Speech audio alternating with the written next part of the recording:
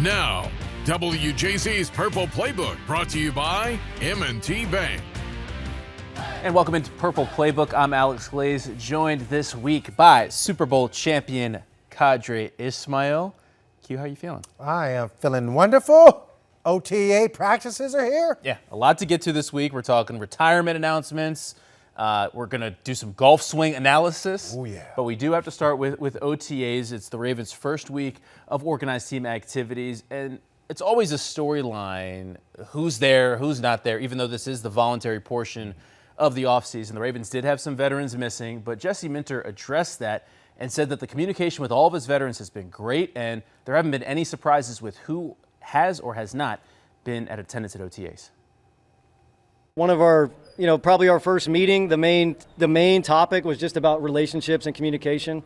And the guys that have, had to be out for a day for whatever, had to be out for a day or two for something going on. Communication's been unbelievable. Know where everybody's at, know when they're going to be back. And just super excited about the way that's headed with that piece of it. All right, let's cut to the chase, Q. The big story, Lamar Jackson was not there on Tuesday. That's the only day this week that was open to the media. Big deal or no big deal? I think it's a big deal in the bigger scheme of the fact that Declan Doyle has a new offense. That new offense has a lot of nuance.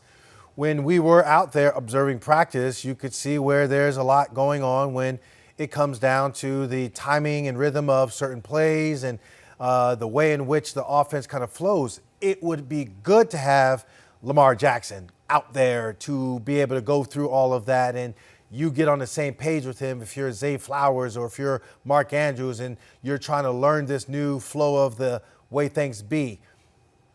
But that being said, it's Lamar Jackson, and Lamar, we know bigger picture-wise, will come into camp, will be in shape, will be ready to go, and hopefully, this is the big picture, hopefully there will be the chemistry that is needed for this offense to be the juggernaut that we're expecting it to be. I'm going to push back on that, and I'm going to say it's not a big deal, because I think that we also heard from Jesse, and he mentioned that Lamar has been a leader this offseason, right? He's been in the building, and I think that everything you're mentioning is important, and Lamar has been there, but this is also the point in the offseason where learning is important, right? This is the point where they have the iPads, they're in the classroom, they're doing a lot of that install stuff, but they are starting to go 11 on 11, right? But there's no hitting, there's no full speed, they're still ramping up at this point in the offseason. So I think that Lamar's been in the building, right, which has been a good thing. We've heard that. Absolutely. Missing a day or two, I'm not sure it's that big of a deal. He's going to be here for mandatory camp, right? Going to be here all training camp. There's plenty of time for him to get on the same page with those guys and with Declan Doyle. It sounds like Jesse's good with it. So if Jesse's good with it, I'm good with it. If Jesse's good with it, cool. I am not saying that you have to make some level of controversy with it. However, I do realize that timing and that rhythm, if I'm a wide receiver, especially if I'm a young cat, I'm trying to get as many reps and opportunities to be in front of number 8 as possible. I want him to see that I can make plays for him. I also want to see what he says when he's in the huddle, how he says it. What does he do when it is calling for a check that you didn't have in the past, but you got it in Declan Doyle's offense now? I want to get all that together before we head into training camp. It is good for Lamar to kind of have those chill moments. It ain't so good if I am one of his teammates and I'm like, all right, I got to get on the same page with him, but I can't get on the same page with him if he's not here. Okay, fair enough. Well, Lamar, not the only veteran missing. We had other guys that weren't out there as well. We're going to see if he's back out there next week when we're able to get out there. But, Jesse Minter, we're still, us even when we're out there viewing practice, it's an adjustment with how he runs things, right? It's been an adjustment for everybody. But, we heard this week from Derrick Henry, and he spoke about just how players feel about the new energy that Jesse Minter and his staff are bringing. The guy that's hungry, somebody that wanted this opportunity and presented himself, he took advantage of it, and excited to be here, excited to get to work, put the work in so we get the results we want. And Derrick did mention that change can be good when asked about the coaching change. Just what do you make? I mean, Derrick Henry's been around a lot of football. Yeah. If he is noticing a change and he can feel that, what does that tell you? I mean, it tells me a lot. It tells me that in this short period of time, too. Correct. And in this short period of time, Derrick Henry is recognizing that, look, we have some talent around us, but the way in which the coaching staff and said talent is working together to build a cohesive offensive unit, defensive unit. He even gave a lot of kudos to his running back room and how they are functioning as a unit. I think it says an awful lot for a veteran of his stature to sing those high praises. And if you're Jesse, you have to love hearing that as well, right? Because this is his first time in this role. This is a staff that is made up mostly of college guys, right? And the way that they're running things, I mean, you've been around a lot more football than me. It kind of has that college feel. It has like that college energy with like the drills that they're going through, the competition at the end that we're going to get to that as well. It's a new energy. It's a new energy, and I will say this is something that is critical because there's a difference between college enthusiasm and what we're seeing here now at the pro level. What I also saw was a heck of a lot of teaching. Yes. A lot of just going through the details, a lot of fine-tune, but the way in which it was delivered was different. And I appreciated that. I appreciated the professionalism of the coach and player relationship when you saw some of the little details that they were trying to get across and make it a point of emphasis for whatever particular portion of practice. So I thought that was, a way in which for Derrick Henry to say, look, we're doing some things, we're heading in the right direction. I'm very, happy to see us in this environment and how things are looking.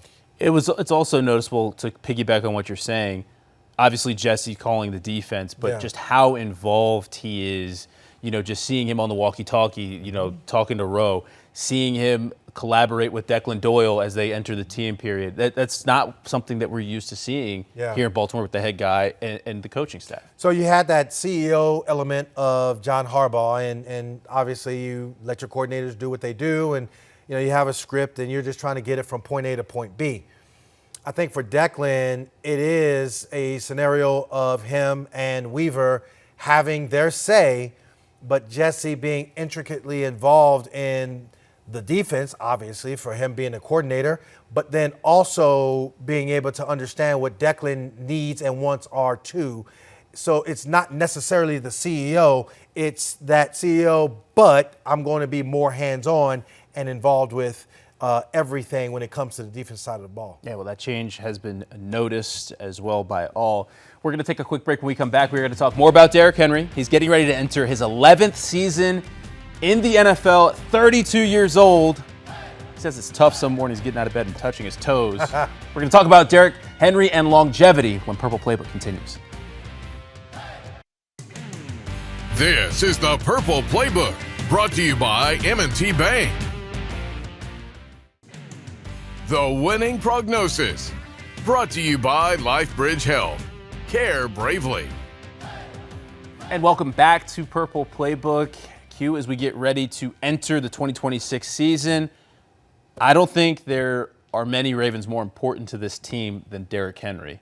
And there aren't many teams in the NFL relying on a 32-year-old running back entering his 11th season. I mean, it's almost unheard of what Derrick Henry's doing, still performing at the level that he is. Obviously, he's a guy that takes care of his body. Longevity, very important to him. His offseason program, so important to him. How is he doing this? All those things that you said. To be a pro, you have to take care of what takes care of you. That was said to me by Hall of Fame running back Roger Craig. Shout out. That being said, for what we're seeing with Derrick Henry, it's him doing it to the nth degree, making sure that he dots every single I, crosses every single T, making sure that, look, what do I need to do to sustain excellence? How can I maximize my recovery? How can I maximize my time out on the field and limit some of the things that slows down running backs, that limits my performance from being its absolute best? Whatever I need to do from a health span over lifespan, I'm going to do that. And I think that's something that, from a Derrick Henry aspect, is clear and evident when we see him out there performing. I mean, this is a guy that has rushed for 1,000 yards in 4 straight seasons, had almost 1,600 yards last season, Incredible. along with 16 touchdowns. I mean, what he's doing is incredible. And earlier this week, he spoke about how he's able to do that and touched on all the things that you just mentioned. I love putting the work in, conditioning, being in the weight room, being around the guys, and putting the work in the off season. And around this time, this is where you get to tune up everything. Just to see a guy like that with the experience and success that he's had sort of go about his process of getting better, he's an unbelievable example for everybody else on the team, offense, defense, whatever, of how you operate when you want to learn and you want to be the best. And he's also still every bit of 6'2", 250 pounds, just a freight train coming at you. How much longer can he do this, Q? Because I think that there were some people questioning when the Ravens extended him, just that there were people that were questioning that contract, but he's not showing any signs of slowing down. How much longer are you expecting Derrick Henry to be able to perform at the level that he is right now? I would say he will be able to finish out this contract. I would say that he is going to be able to play as long as he wants to play. What I mean by that is, when you are in the off season and your body can no longer take that recovery into March and April, and now it's kind of June, July, and now you got to gear yourself back up for training camp, and that gearing yourself up for training camp, you're just not ready to go. That's where that in the back of your mind, it's time to shut it down. So I think for him, his enthusiasm, as long as that enthusiasm is still there, as long as he can still get up out of bed, he's saying he can't touch his toes, but as he goes through that morning, okay, I'm fine, I'm able to loosen up. Keep on going, keep on playing. I was going to say, he seems like a guy just from observing him that still enjoys the process, is not worried about the results, but enjoys just being around guys, enjoys, all of the things that I don't think people that, even if you love football, you don't love waking up and doing all the training camp stuff and all the maintenance that goes into it. He's still enjoying that process. So interesting to see how long he continues this. I mean, a future Hall of Famer, no question about it. But it's a pleasure to continue to watch him.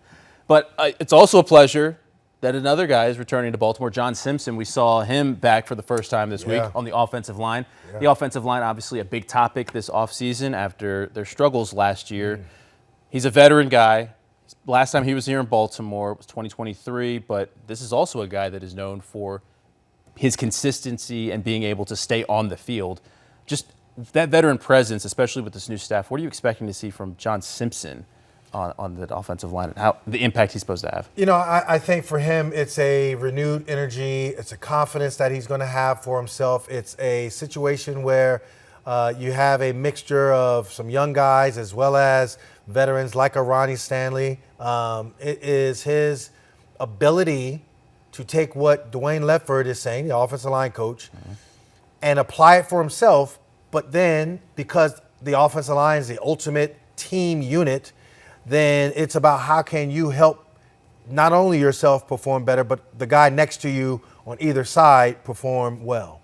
It was important to him that the Ravens wanted him. He mentioned that his agent had said Baltimore was an option. He said it was a no-brainer. And one of the other things that he mentioned was working with Venga Ioane in just this short period of time, just being around Ravens' first-round draft pick, how eager he is to learn, and working with Ledford and all.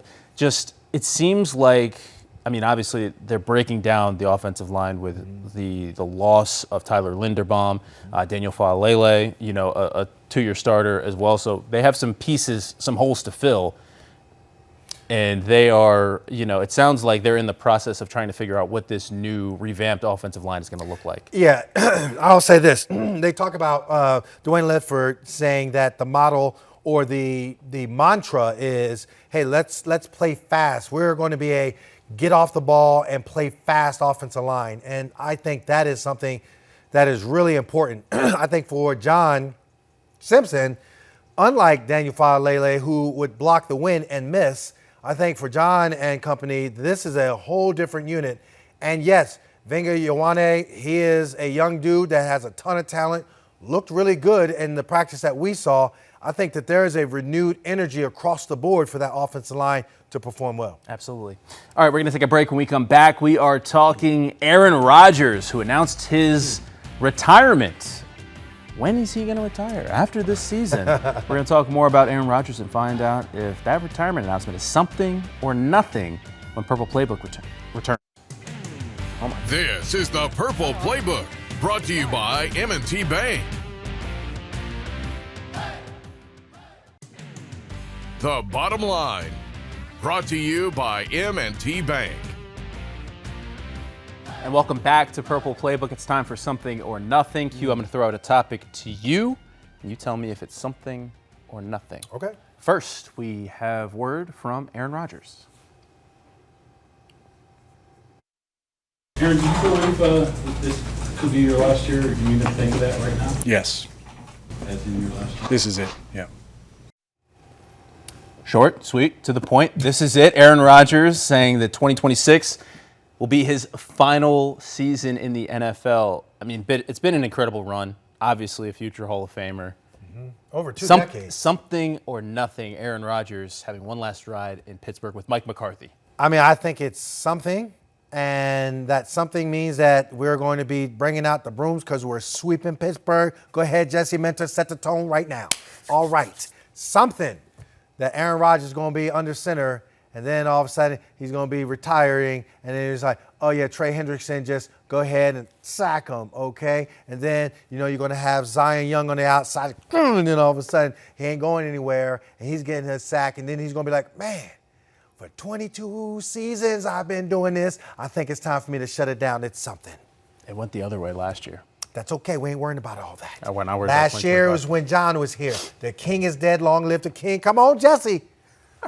All right, new energy. We'll see. Aaron Rodgers, though, a legend.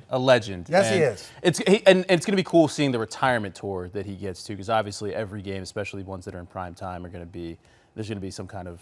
We'll do a tribute. We'll do a tribute to him. We'll do something. No, here? No way. No, that's not happening. Okay, now let's break down a golf swing, something that you and I both love to do. Let's do it. Patrick Mahomes on the golf course this week, 5 months after having knee surgery. I mean, that swing looked pretty pure. Wow. Pretty pure to me. Wow. Has the leg sleeve on. A lot of speculation about whether or not Mahomes will be ready for the season. Andy Reid had said that Patrick is going to contribute in some capacity during OTAs, but I mean, if you're swinging like that, that looked like about a I think he's ready. 15-mile-an-hour swing with the driver, and that's a lot of force that you're putting into your knee. He had a torn ACL and UCL. Yeah, that or LCL, excuse me. LCL, okay. Yeah, no, I think the lateral collateral ligament, there's a lot of pressure on it right now in the follow-through. The ACL seems like it's nice and sturdy, but that's a lot of pressure on there, and he is picking up the tee, and he's looking down the fairway like, okay, I just striped it, but now can you go out there and go through the rigors of football? We shall see. I think that's something. I'm like, wow, that's impressive. I think it's something, and I'm hating because his swing's better than mine. Well, there's a lot of swings that are better than yours. Fair enough. Okay, we're going to take a break on that note. When we come back, we are going to wrap up the show, and we're going to talk about the new period that Jesse Minter is introducing to practices. You're watching Purple Playbook with Hater Q. This is the Purple Playbook, brought to you by M&T Bank. Now, WJZ's Purple Playbook, brought to you by M&T Bank. And welcome back to Purple Playbook as we wrap up the show. Q, got to talk about a new period that Jesse Minter has introduced during OTAs. It is called the Be at Your Best When Your Best is Needed period. On Tuesday, we witnessed a medicine ball toss competition between the offense and defense.